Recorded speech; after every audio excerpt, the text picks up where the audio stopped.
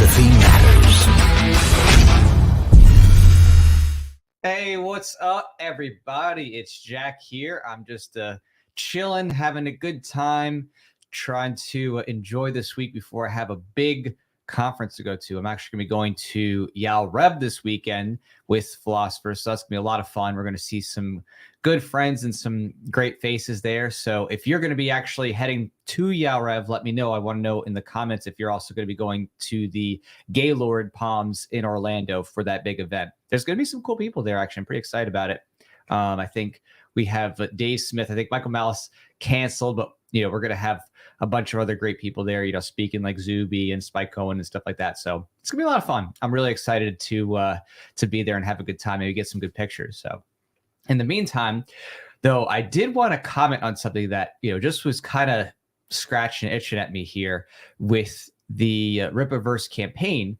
And it's something that, it's subjective. It depends on how you want to do things. But for me, I just thought that the handling of it was kind of tough and may have maybe killed some of that momentum that Eric had initially on his campaign.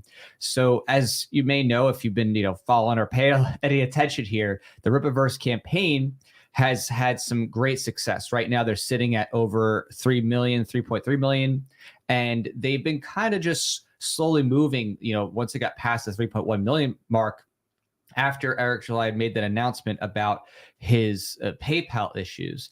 And for me, I thought that the announcement on the PayPal thing may have been a bit too premature. So for those, who don't know, basically he had paused PayPal purchases because PayPal decided to put his money into a type of hold. He did a video about this not too long ago, just showing off that, and I'll show you right here, that his PayPal account had basically been put onto a type of freeze with his money being put into a reserve. And so what they did is they took 1.2-ish million and said that he's not going to have access to that money except after a 60-day waiting period, and even that on a rolling basis. So what that meant was that at PayPal, they were going to take his money, put it into reserve. And he says that he thinks it's because they're trying to get interest off it, which is probably true. PayPal does make money, off of lending and interest. So there's a good chance that, that's just their financial way of doing things, and trying to, keep a little bit of cash flow to make some money on that, even if it's just for a couple months. So the question here is just a matter of how that issue was handled, how it was reported on, and when would that have been the best time to talk about it. And, if you want to see here, I'll also pull up just so you have the reference. They said that that total amount here was $1.2 million total that was set aside. And that process, that is the process amount for each day, 100% of it was to be held for a 60-day rolling period. So again, what that meant is that the money he earned on day 1 wouldn't get released until day 61. The money he earned on day 2 wouldn't get released until day 62. So in other words, he's not even getting a lump sum. It's getting put to him on a day-by-day basis based on the transaction closing date from 60 days of the inception. So that's very frustrating, of course. Yeah, I mean, that really is terrible. That stinks that, the PayPal suddenly puts all his money on hold. That certainly would not be fun. I'd be pretty mad if that happened to me.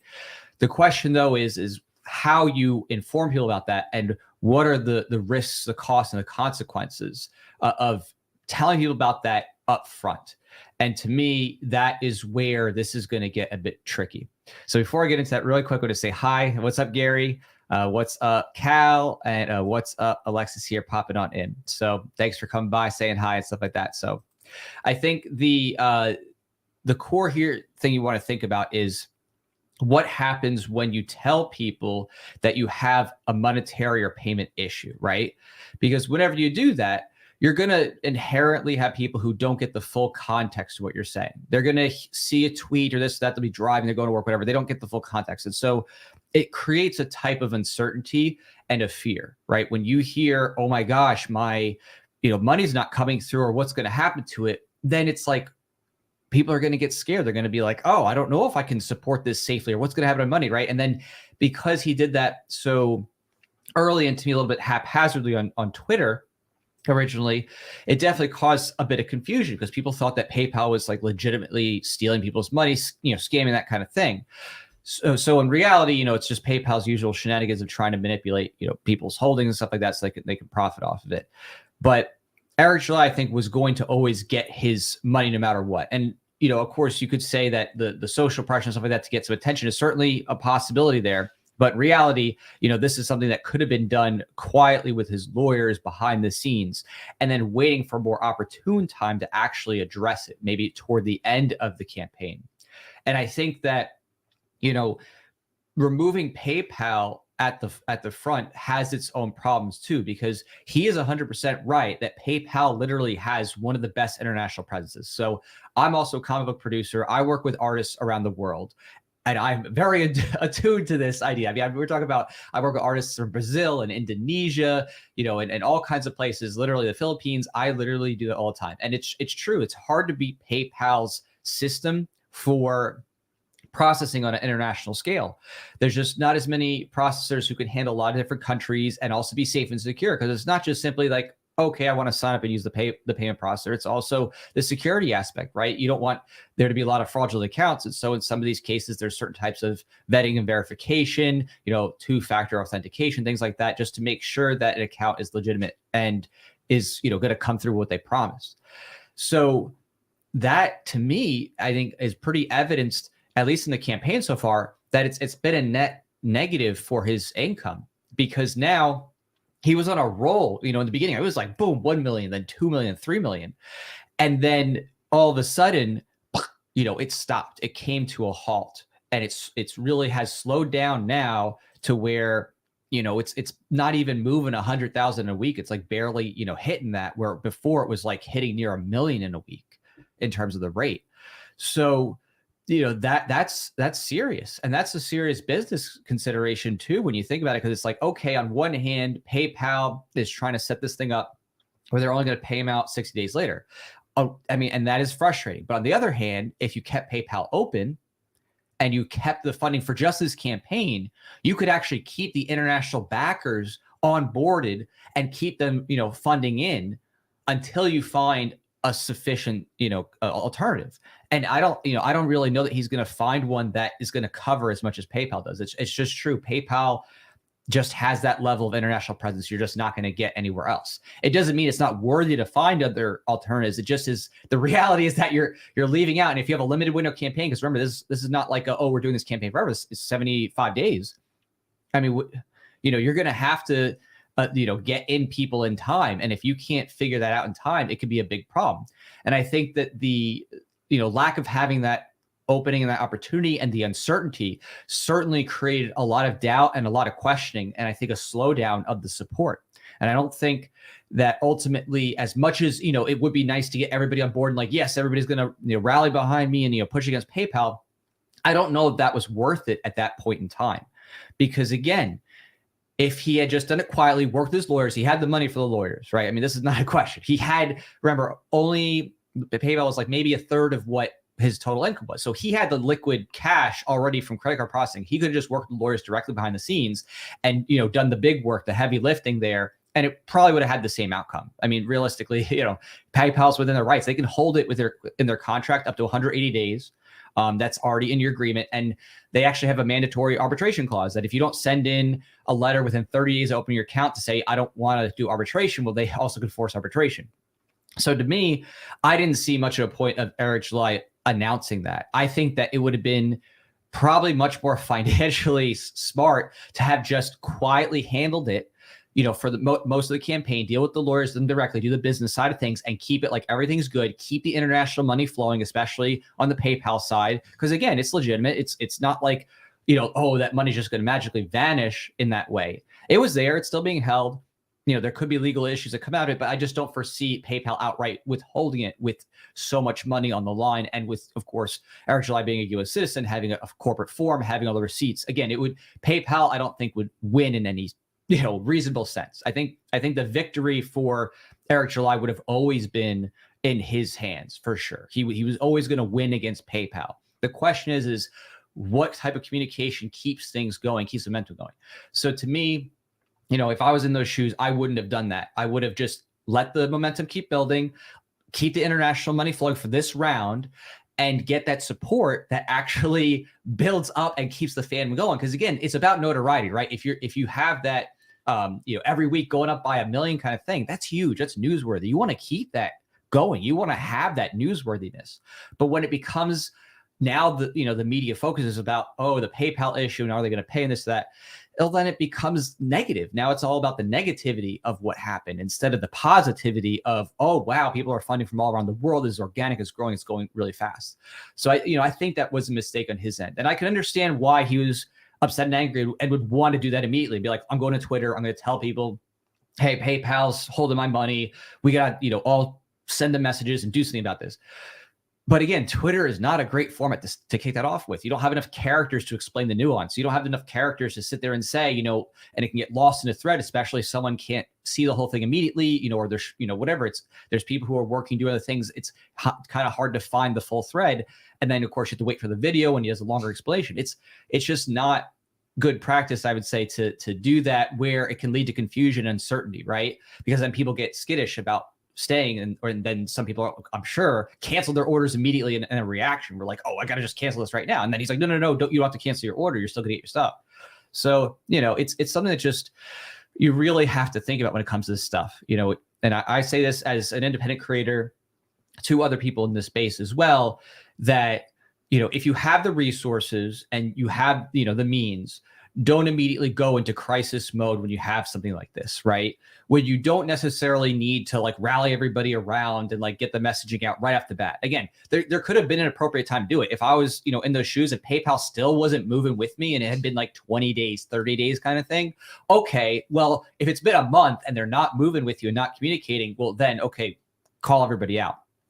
But it's like, if you do that right off the bat, you're turning the positivity into a negativity, and then that becomes the media focus. So, it's something that, I don't know, it's a frustrating thing, and I completely understand about PayPal, but I don't know that I would have gone that route. I just don't know that would have been the way I would have done it, because I would have wanted to keep everybody happy and keep the international backers going, especially on PayPal, where, it's gonna be hard to do otherwise. And it's like, yeah, okay, I'm gonna have to wait extra months, but he had the funds to do so from the other orders and their supports. Like that was abundantly clear, $2 million plus. Again, there's expenses with shipment and the product, but he had the liquid capital at least to deal with the issue, right? It's not like, I don't have the money. Like, yeah, it's like, if I have to, I can deal with lawyers. If I have to, whatever, I can pay for things and move it out until that time. But it's really, it's a really tough thing. Of course, if you're a smaller creator and you don't have the resources to fight off the bat, or you're worried about what's going to happen, then okay, maybe you are going to have to leverage social media and other people working to like message PayPal earlier. But here I just don't see it. I don't see the need for it at all. And you look at it on the campaign, I mean, he was way above his goal. He met his investment cost at 200,000, right? So again, he had at his disposal the resources to handle this quietly and not create confusion, and to kind of softball move over the payment processors to something new and better, right? Where it's like he could soft roll that out maybe 40 days in or something like that, or 50 days in, and be like, hey, everybody, just to let you know, I'm switching from PayPal to this other processor, these other two processors. I mean, to me, that makes a lot more sense to keep the money flowing until you actually have the replacement and you actually have the ability to move it over. So, it's just something it's disheartening, because again, it's not his fault. I'm not blaming him, of course, at all for what they did. Like, this is not a matter of, Eric July holding the money, doing something wrong. Obviously, he did everything right in terms of his business practice, in terms of notifying PayPal, showing where she just, say, hey, no, this is legit. This is not some scam. He did everything right. It's PayPal that's trying to keep or hold on to liquid capital as long as possible so they can monetize it or whatever. But, think about the big picture, right? In the moment, it's scary. And it's like, oh, that's a lot of money. But it's like, yeah, but this is like high level money, high level stakes here. This isn't like, oh, PayPal's not, give me $50 or something. This is $1 million plus. So there's legal consequences there. I wouldn't believe that PayPal would be able to meaningfully, at least from their risk department, hold that in any ridiculous period of time besides their contractual ability. Because it's, I mean, when you're dealing with millions of dollars, right, you kind of are on notice that this person might actually have the resources to do something, and to really make this painful for PayPal if they do wrongfully convert it, again, outside their contractual agreement. So I'm going to take a quick look here at some of the comments here. Thank you so much, Cal. He says, I'm kind of in the middle of the risk. On one hand, the PayPal fiasco slowed things down. Then if you have all the momentum from Anime Matsuri, right? I mean, but even with Anime Matsuri, which, I mean, that was super cool being able to see him actually run into people cosplaying and talking there.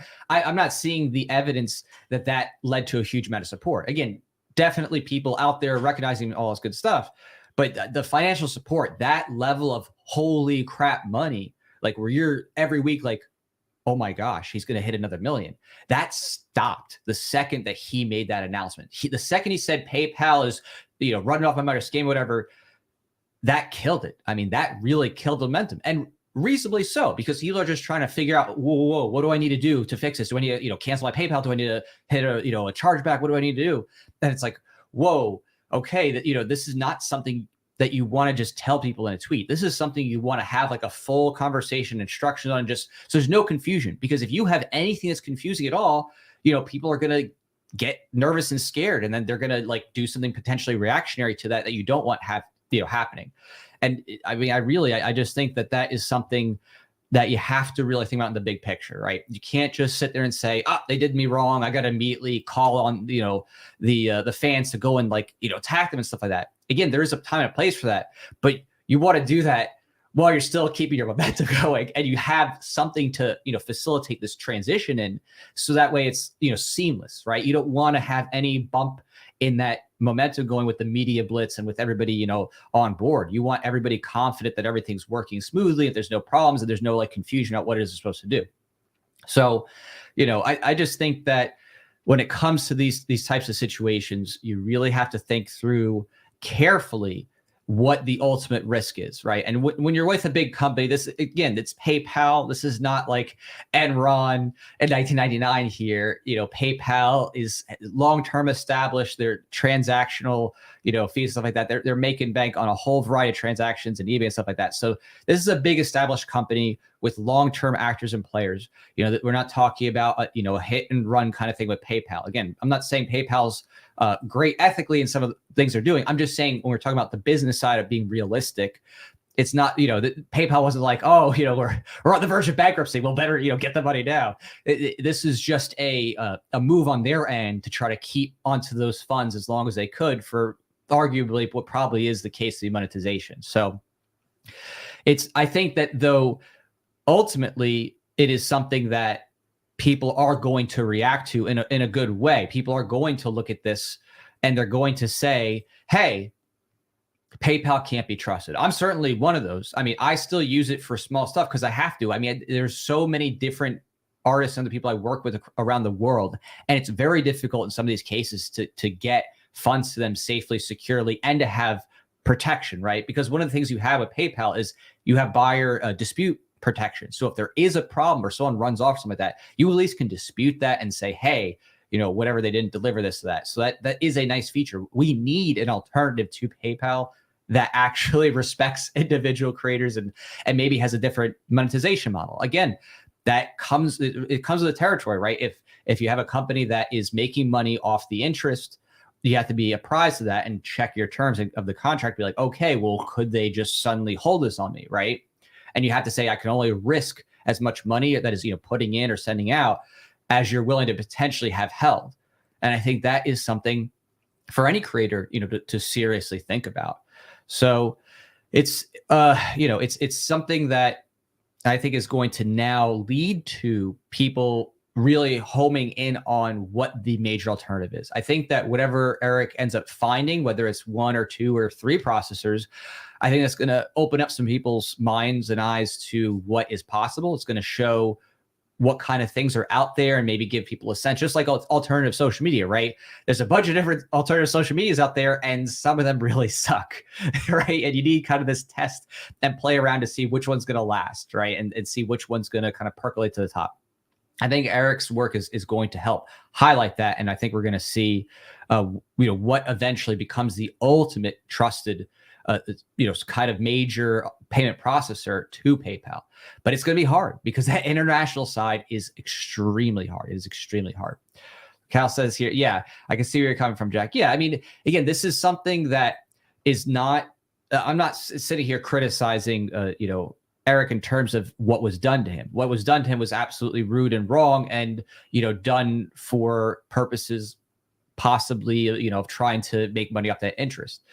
I just think that this is something that is foreseeable, as he said by himself. He said, "This, I knew this was going to happen." Right? Well, if you knew it was going to happen, then you got to plan with that messaging accordingly, right? When you think about, okay, I'm using these certain processors, what happens in those emergency situations, especially if there's a chance it's going to happen. So I just didn't think that he had, planned that out enough, or whoever, would be advising him on that end, because he might have some specialists who would be advising him on the financial end. They didn't advise him to be like, hey, let's, before just tweeting this out, let's think through what the, opportunities are and how this might affect things, and what we could do to switch in or out before making that immediate announcements. So, again, if you're a creator of any kind, whether you do stuff with, you can say comic books or kids books or whatever, use Indiegogo or PayPal or Kickstarter, or whatever, or your own website, like what Eric did, it's just something to really think about as you're going. Like, what do you do in those situations? I have that too, where, I think about that. I think about how I'd frame it, this or that. For me, I've almost always used Indiegogo. So Indiegogo has been, at least for me, good to me for over 10 plus years, direct payment processing.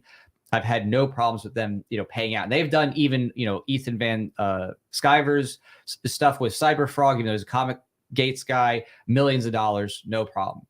So, it's something that has to be thought about, right? It has to be done in a way where you can be transparent. Again, it's transparent. And I think that there's some comments about this, like just saying, oh, okay, well, he wants to have things transparent. Yes, you can be transparent about like, hey, here's what's going on with the back end and the resource, stuff like that. But you don't have to tell people right away if PayPal is just putting your money on a hold, because that's not an issue of transparency. That's just PayPal saying, oh, okay, well, we're going to pay you in 61 days, right? That's not, oh, you're not getting paid. It's just, oh, you're getting paid 2 months later. Okay, well, that sucks, but it doesn't mean you're not getting paid. And that's a big difference. And that was also, too, one of my concerns. I was like, the way he's writing this sounds like PayPal is like running off with the money. And I'm like, whoa, that's a big, claim. That could be itself defamatory in terms of, claiming that someone's actually, stealing or embezzling money. I'm like, that's a big deal. Like, you don't want to touch on that, too lightly in case they decide to come after you for saying something that's not true. So you have to be careful. But it's something you do want to recognize, that has to be addressed in a proper context, right? It's just, you have to take the time to think about it and say, okay, when is the best time to let others know about this problem that I'm having? Because in and of itself, it is not a problem for the ultimate revenue and for the ultimate delivery, right? Again, as he said, he's like, it doesn't matter, whether or not PayPal's paying me this in time, I'm going to deliver the goods, which is awesome. That's great that he didn't put it off for 60 days and did a rolling basis thing. That's great. But it's something that for the future, you definitely have to sit there and think about it and be like, okay, well, just because I'm having some issue in the back end, that doesn't necessarily mean I'm not getting my money. It just means I've just got to figure out what the progression is. That is something that people don't need to know right away. It's not, it's no one's having their money actually taken. No one's having their money, disappear to some other country because of being embezzled. Nobody's not getting their product, right? And at the end of the day, if those three things are all gravy, well, then this is something that can be taken care of later, right? Everybody's getting their stuff as they ordered. Okay, you got that. You're good. Everybody, is not having their money disappear. Okay, great. And ultimately getting paid. So really, I just think that is something that could have been done a little bit better and could have been announced at a later time where it really matters. Like, say that maybe closer to the end of campaign, where you could be like, hey, everybody, just want you to know, here's what happened with PayPal. They are payment. They're holding it for these 60 days. Everything's all good, but you don't have to worry about anything. But let's let them know, this is not acceptable, that kind of thing at the end. And then use that maybe as a little bit of push to let people know, hey, I got new processors, by the way. Here's why you can use these new processors, right? I'd rather use that as a leveraging tool to let people know about what new processors I have than to just say, oh, hey, I can't use PayPal. Okay, well, cool. Okay, well, you don't have anything, right? That's a missed opportunity. And that's, for me, that's just sad. That's just disappointing. Again, I'm not angry or mad at him for doing that, but it's just disappointing because it was an opportunity to keep the momentum going and then to switch it out to the new processors at that like critical juncture and to be revelatory about what PayPal is doing all at once, right? Like, so you keep the positivity of, hey, we have the opportunity to support internationally still. Boom, here you go. And by the way, PayPal, boo, that kind of thing. So, you know, I think that people are going to learn a lot from this situation. And I think, as I'm already seeing here with a lot of people in the comments, I think that there's going to be a lot of independent creators who are watching closely, just like I am with what Eric's doing, watching closely to see who's trustworthy in terms of the financial space and the website platform, stuff like that. Who's actually going to, you know, not do something to you shady at the last second? Who's going to keep you on and not deplatform you? And I think that Eric's work here is at least spearheading that knowledge and information gathering. It's letting everybody know, hey, you know, avoid this method, avoid these processors, you know, do it this way. And I think that's wonderful. I really think that that's great because it's going to then collect everybody who is in this space looking for the alternatives. It's going to get them to say, oh, okay, what's actually using platform-wise? What is using payment processor-wise? And that's going to inspire all these, you know, indie artists and creators to say, okay, this is where we need to go next. If we actually want to, you know, use a processor that comes through and doesn't, you know, suddenly say, oh, 60 days later, or you know, suddenly goes to the funk. We really need that. We really do need something that is as close to PayPal's level of service, dispute resolution, and international footprint as possible. And that really is a daunting task. It's really hard. I mean, especially when you think about legal compliance and dealing with that in 100 countries or something. I mean, that's crazy. Like, that's a lot of money and resources. It's very difficult to replicate. And that's why he even said himself, he's like, yeah, I don't need a processor for America. There's like, you know, a million of those, of course, right?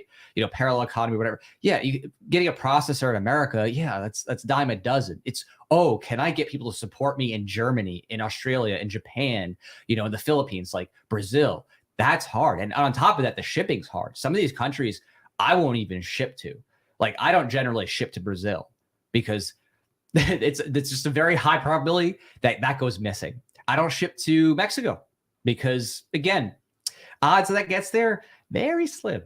Most of the places I ship to are European. You know, I've done Japan, I've done Australia, you know, Germany, Czech Republic, stuff like that. You know, UK.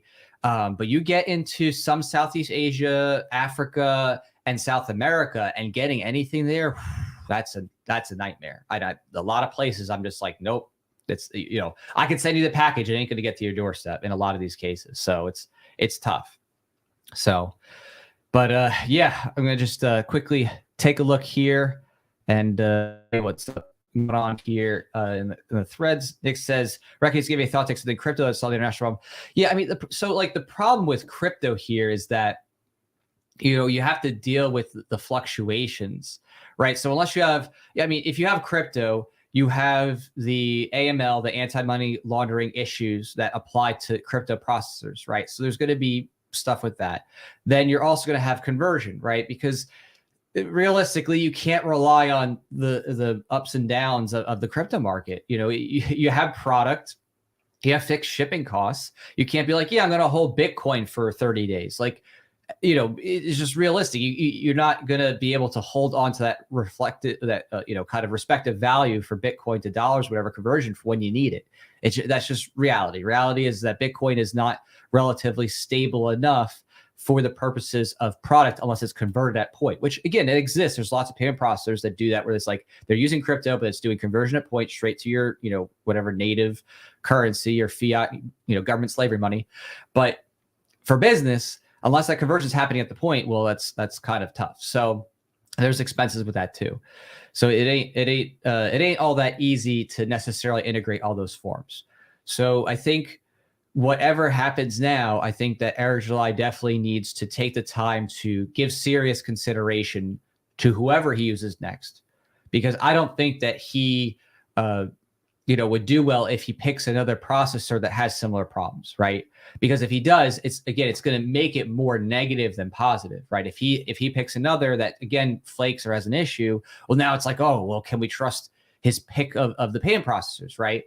So again, you got to be extra careful when it comes to this stuff, and only move when necessary, only announce when necessary, because otherwise it takes people's focus away from the positivity of the success, and it makes them just question about, oh, should I support now? Should I wait till next campaign? Should I cancel my order? You don't want that. You don't want those kinds of negativity and thoughts, especially where those fears are not warranted. They're just not warranted at all. Because as Eric said, I'm going to fulfill these in order no matter what. Okay, great. If you're already of that mindset, then no reason to break that confidence. No reason to shake anybody's, demeanor here and just, make them anxious about what could happen.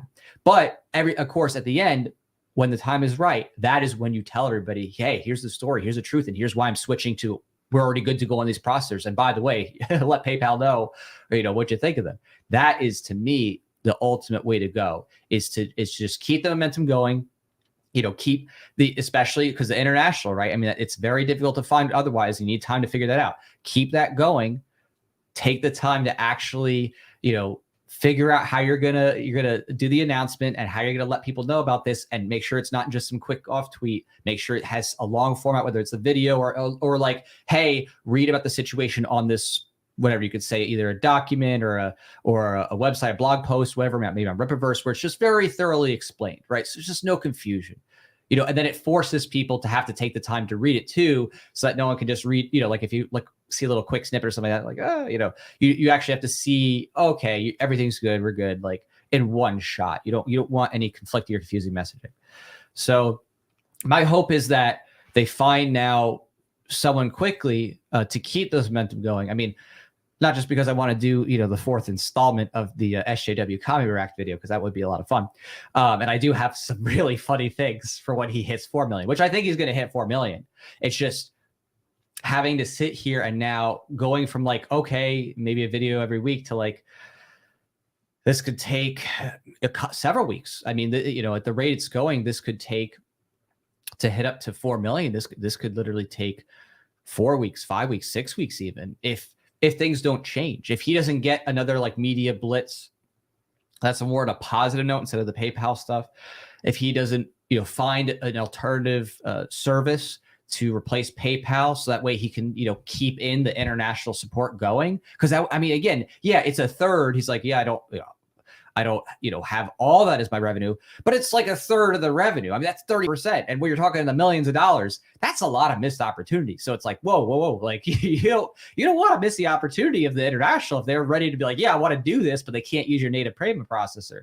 So, he's got to get it going. He's got to, make it so that everybody is on board at the same time when it launches. So I'm just hoping that maybe, some people get his ear and let him know that, when he does find that replacement, to do so and to do that promotion in a unified way, so that everybody, is apprised of how to do it properly in one fell swoop, and they, get back into the mode of being like, okay, let's, keep this rally going. Everything's set to go. There's no, problems or anything like that. So yeah. And this Van says here, he says, big old interview will give him a boost here. Yeah, I think that he needs to, when the international opportunities reopen, because he finds at least one or two or maybe three, depending, processors, whatever he needs to find to make it work for international.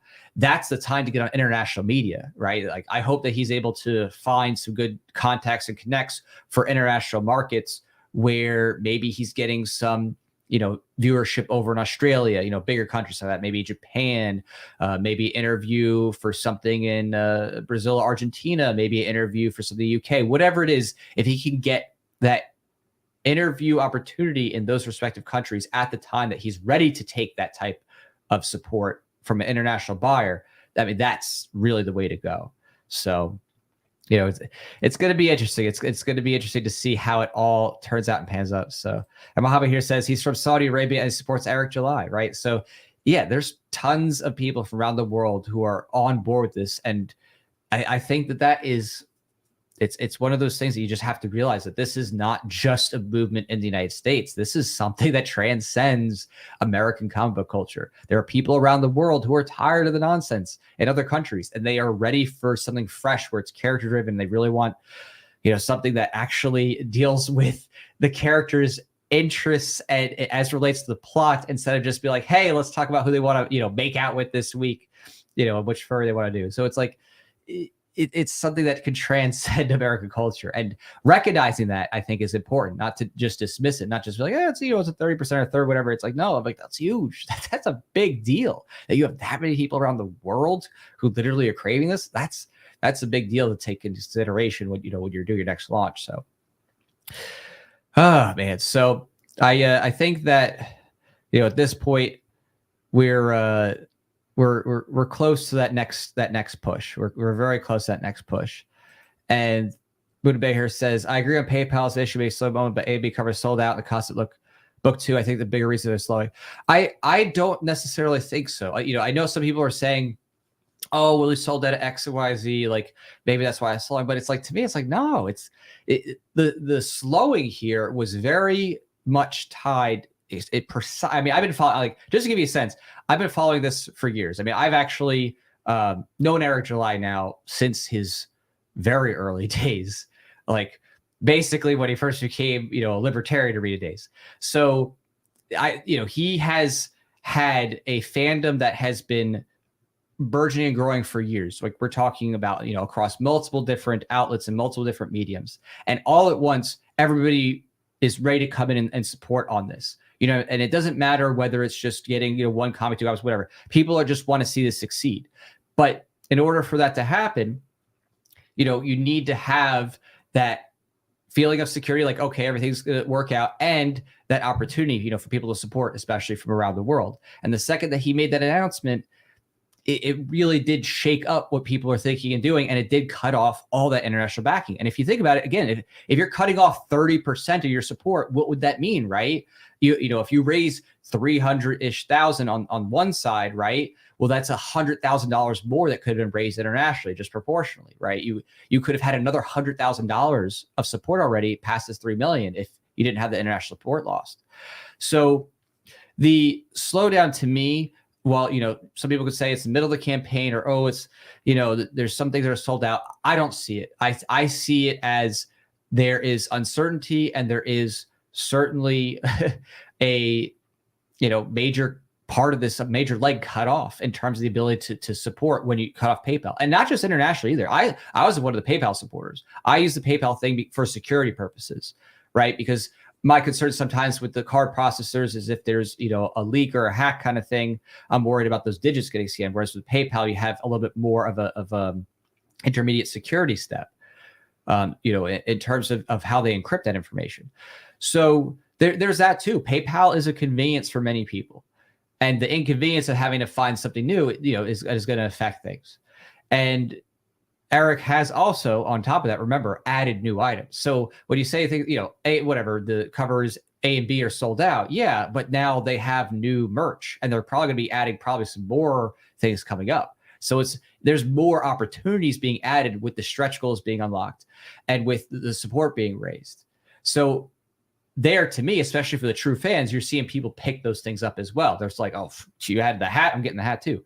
So I think that, it's really just that perfect storm of the unfortunate uncertainty that with the announcement of PayPal, and then the actual loss of that payment processor as an option, right? Cutting off a number of people, both US and especially international, who might otherwise be helping to keep this campaign's momentum going a little bit faster. But I think we're going to see that change up very soon. I think that once he figures out, who to replace it with, once he gets on some news cycles where it's a bit more about the positivity of the success of the campaign and less about the PayPal side of things, I think you'll see it pick back up. And I mean, I do know that, as someone who's done, on Indiegogo, I've done well over 20 different campaigns for different things. Yes, sure, there is a middle lull sometimes here and there where, you have a lot of support at the beginning. The people want to be first on board, get the first stuff. You have the people at the end who are like, oh, I want to get it before close. But if you have a well-tuned campaign where you're having lots of engagement and media coverage and all that stuff, you don't really see that lull too much, especially when you're someone like, Eric July, who has those outlets with being libertarian and his website and his Facebook pages and the interviews. He doesn't have that kind of I guess you could say lesser known quality creator kind of ambiance or I guess you could say characteristic to him. He has the notoriety. He has the ability to keep the hype up the whole way. He can keep that train going. He's got the means. He has the outlets to keep that hype train going and pushing for interviews, stuff like that. But unfortunately, when you're tied up dealing with like, oh, well, now I got to take a moment to work with the PayPal stuff and I got to deal with that and the questions. And now I'm sure that after you did that too, right? You're getting tickets from people. You're probably going to get, send you a message. Oh, is everything all right?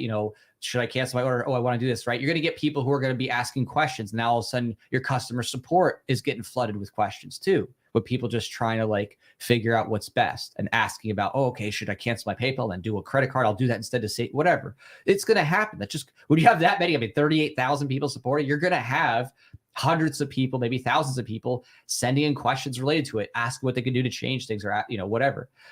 So it just is something that it's just frustrating all around, but I think that you'll see it soon enough, come back and start to move up again once the positivity can be focused on with the growth of the campaign and new payment processors and things like that. So I'll take a quick look here about the comments here talking about this.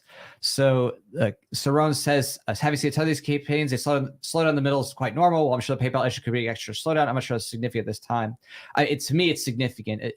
When you're going from a 10 factor, right? You're like, oh, I just raised like, $3 million in 3 weeks kind of thing. And all of a sudden now you're barely raising 100,000 in a week. You're going from raising $1 million to 100,000 in a week and maybe a little less. That's a pretty big factor, especially for someone who had just gotten some big news coverage on Fox on their national outlet, not some like affiliate in Texas and Houston or something. Their national, outlet was covering him and was posting the stories. To me, it doesn't match up that way. I think that it's pretty significant to lose the confidence in the PayPal as a processing option especially for the international. From what we saw before, I'm thinking it's possible that the two things combined may have put this campaign at least a couple $100,000 behind where it could be, at least. So let's see here. I'm going to take a look at Lexus Pride says, I knew DC was headed a bad direction to start. Injustice made Superman into a Yellow Lantern, made him and the other yellows rate the red to create fear. I was like, what? No. Yeah, right. So it's just such a right time for the alternative world. And I've been doing this now myself since, in terms of my mainstream comic or my alternative comic offering since 2012. I had prototypes to it all the way back in 2010. I've been doing this for over 10 years, just forging my way against all the different mainstream, you could say comic book series that just continue to get more and more woke and just take characters and turn them on their heads, like with Superman and getting rid of his, the American way thing, make it better tomorrow. I knew it was coming. I saw the writing on the wall. I saw what was happening, and many other people did too. And I think that now you're going to see more and more people like what Eric July did here jump into this, and they're going to look as well for guidance and for cues from both Eric's success, and I'd say some others that are in the space that I think they're informative, but maybe not as cutting edge informative would be, of course, Cyber Frog or Common America, things like that. But it's going to teach everybody, whether they like it or not, in terms of the problems that arise. It's going to teach them who is actually going to hold up at the end of the day in terms of platforms and processors. Where's the best place to put your money, and who is actually going to succeed, who's going to actually fulfill and make this stuff come to life. And I think those examples that I just gave are great examples of where things are going and who to look to, especially to see what is succeeding and what's not, especially thinking about where you're going to actually host whatever it is that you end up doing, whether you're doing a pre-order campaign or you're already ready to go and just looking for a place for fulfillment. So All right. Let's take a look here real quick. Sorod says that he is still making a week with few campaigns raised during their entire campaigns. Right. Yeah. I mean, don't get me wrong. Like, of course, in terms of success, it's absolutely mind-boggling. I mean, this is, I would say, unprecedented. I think that's fair. I'm not aware of any other independent comic campaign in a single campaign that had this much success in this short of time. I'm not aware of it. I'm aware of some of the best funding campaigns with it that they're not even close to this, 3.3, not even close. But just because it's at 3.3 doesn't mean that's where this is going. You know what I mean? This could go way, way higher if you just have the right consistency and momentum and focus on the positive aspects of things and focus on the solutions and stuff like that. So, that's my goal with it all is just helping people think through that for their own campaigns. Because I think about it myself all the time when I'm doing my own work and I'm doing my own comic book campaigns and publishing stuff like that. I try to share, especially with anybody who I do mentorship with, because I've worked with tons of different artists and creators, and I do a lot of mentorship with them, whether it's helping artists become better at their communication or their design stuff, or working with a creator, building their series up. I just try to share what I can to others to help them think about what they could do to help avoid problems and to help give themselves the best presentation of whatever it is that they're working on. Because that's what matters, right? You want to have credibility. You want to have people see that you're hard work. You get the problems solved. You're not just going to cry and give up and be like, I can't do anything. And people want to know that you're delivering a quality product in the time frame that you said you're going to, right? So I obviously don't think that will be a problem here whatsoever, no matter what. Considering what he's already done, he's already gotten all the product. He's already gotten the direct revenue, even just despite PayPal. So I don't see that being a problem whatsoever. But it is something that affects other creators like me and others in this space, because we want Eric July to succeed, because we want people to see that as like, okay, wow, this is something I can believe in. This is something that is like real. This is not just like a what if. This is not just like some, failed thing that's like, all hype and no actual, steam and momentum. We want people to see the success of Eric July and be like, okay, this is a real thing. Like alternative comics, alternative entertainment. This is not just like some one-off thing or some, little, kind of like gimmicky thing. Like this is real. Like this is, you're watching the transition from the mainstream to the alternative in droves. For years. I think he said it well, right? It seems like it's impossible, seems like impossible and probable until it happens. And this is the happening, right? You're in the happening right now. We're all in this happening right now. We're watching Eric's campaign, fingers crossed, everything goes well, everything goes as expected, because we want to know, hey, this is real. Like this is going to manifest, and it's going to, break the mold and convince people in droves to say, okay, I can give up, on my Marvel addiction or my DC addiction, right? We want people to say, oh yes, it's okay to exit, right? It's kind of like almost like a little drug addiction, right? Where it's like, okay, I need something to help wean you off, right? Eric July is doing the big time, rehab here. This is the, kind of like the rehab facility for comic book fans of being like, okay, we're going to take you out of your addiction. I know you're tired of it. The same old garbage stories are just repackaged with a different, gender swap, sexuality, interest swap, whatever. I know you're tired of it, but we got to get you out of there, right? We need to have something to help wean you off of this. And this is, to me, this is the big one. This is it. This is the thing that's going to get people to say, okay, I'm ready to put my money where my mouth is and start to truly fully move off that, paradigm, off the mainstream paradigm, if, not completely, close to completely, in a financially sustainable way. Where your support is then leading to more growth and actual stories and lore and, figures and conventions, the whole everything, everything you expect from a comic book series universe of really engaged in the culture. So it's something that we have to make sure succeeds, and that the best elements make it through, and that no matter what happens, that this is something that we can actually take and showcase to others and be like, hey, hold it up whenever we get the physical Rippa stuff, this, that, and letting others know, like, this is real. This is, this is not just a dream.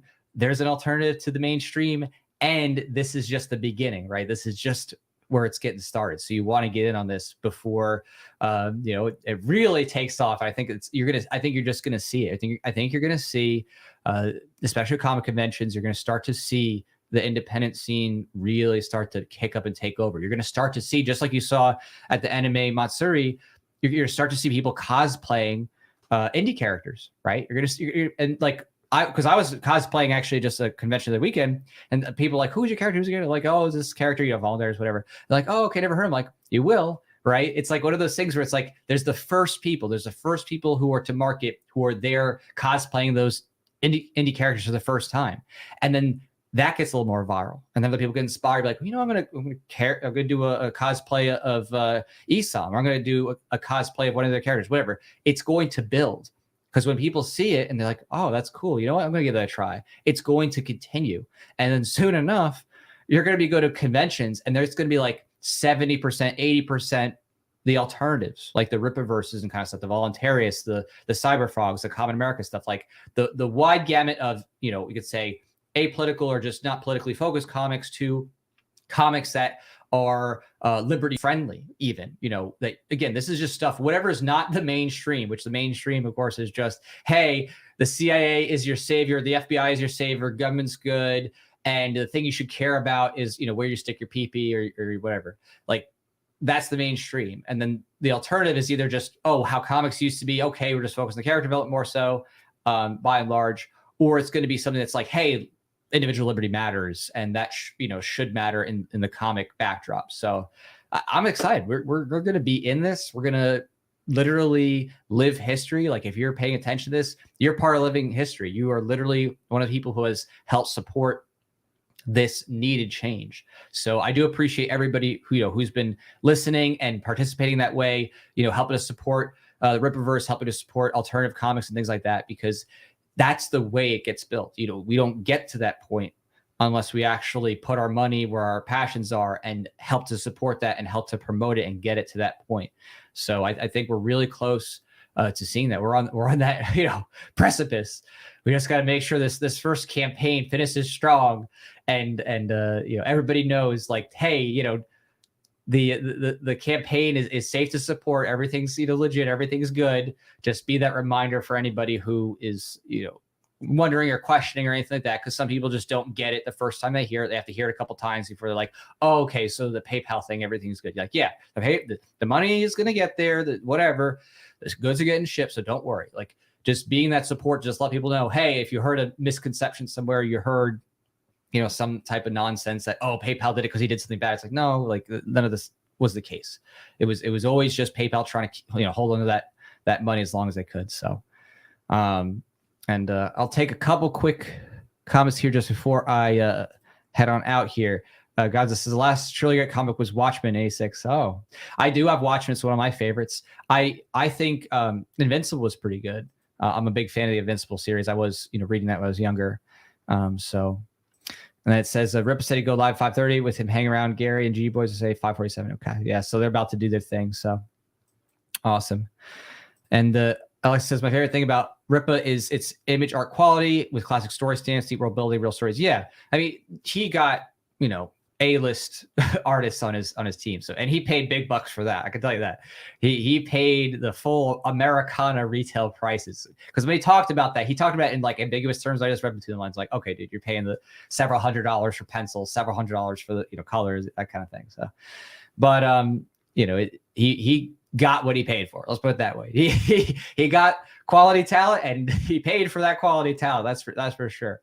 But again, great investment, and that's the way to start. If I could start right off the bat, when I first started, if I could have done that from day one, I definitely would have. I had to work my way up over time, work with better artists over time, and then eventually get to the point they're at now where I'm like, okay, I got good artists, good colorists, and all that good stuff. So it's all good. Yeah. And as Van says, after all, it's a lesson for everybody. Yeah, it's been an incredible lesson. I mean, I think that's the best part here, that at least for me, I'm glad I don't have to deal with this directly and the stress of trying to figure that out, because that is stressful. He has the resources, but it's still tough to be like, okay, who am I getting to do fulfillment and to keep this going and to manage the disputes? I mean, there's a lot of big decisions where it's like, if you make a poor choice in your hiring or who you choose for litigation or who you choose, for whatever in the artwork, has big consequences. I know that because work with people all the time. And it's like, if an artist screws up, it's like, that's on me. If they have bad art or, artist flakes, I got to get a replacement. That's on me at the end of the day. And he's got all that to the tune of 38,652 purchasers. That's a lot of fulfillment. So that ain't no joke. But he definitely has the resources to do it, no problem.